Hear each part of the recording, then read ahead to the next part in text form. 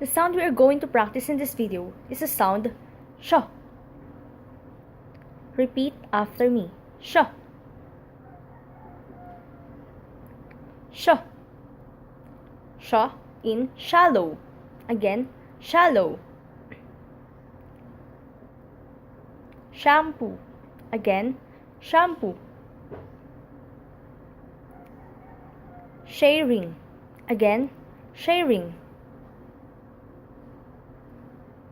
Sharpen. Again, sharpen. Shut. Again, shut. Shop. Again, shop. What other words have the initial sound sh? Sh in dishes. Again, dishes. Fashion. Again, fashion. Fishing. Again, fishing. Flashlight. Again, flashlight. Lotion. Again, lotion. Cashier. Again, cashier. What other words have the middle sound sh? Sh in British. Again, British.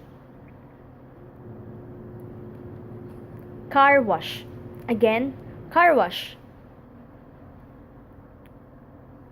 Childish. Again, childish. English. Again, English. Eyelash. Again, eyelash. What other words have the final sound sh?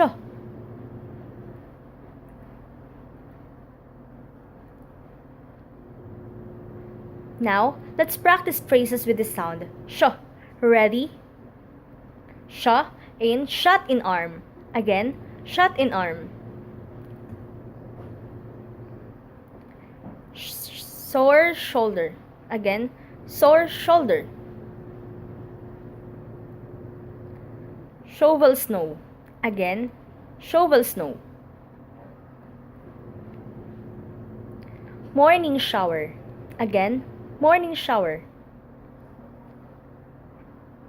Shy girl. Again, shy girl.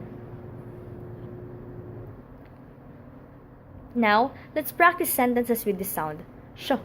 Ready? The machine stopped working. Again, the machine stopped working. I need to make mashed potatoes. Again, I need to make mashed potatoes. I want a strawberry milkshake. Again, I want a strawberry milkshake. We saw a mushroom in the grass. Again, we saw a mushroom in the grass. He wants to be a famous musician. Again, he wants to be a famous musician.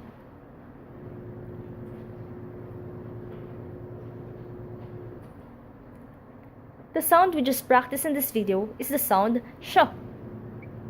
Repeat after me. Sh. Sh. Sh. I hope you enjoyed our practice. Thank you for listening. Goodbye.